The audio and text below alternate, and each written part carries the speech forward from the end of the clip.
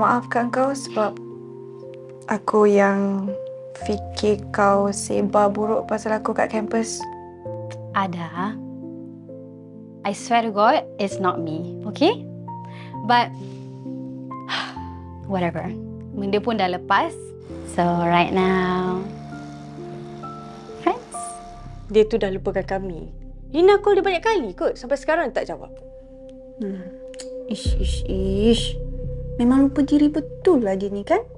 Sampai hati. Dia abaikan adik dia yang comel ni. Umi cakap, Rina ni beban Kak Ada je. Tak apalah. Jangan salahkan dia, okey? Kak Ada tu tak mampu lagi. Kak Hani mampu. That's why Kak Hani boleh tolong. Terima kasih Kak Ni. Sama-sama.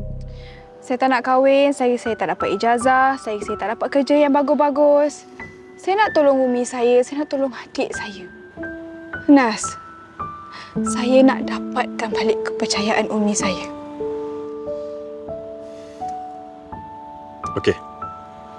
Kalau macam tu, saya nak pre-book. Ha?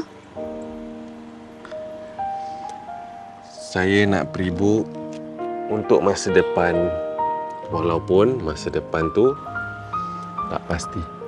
Tapi apa yang pasti, hati saya.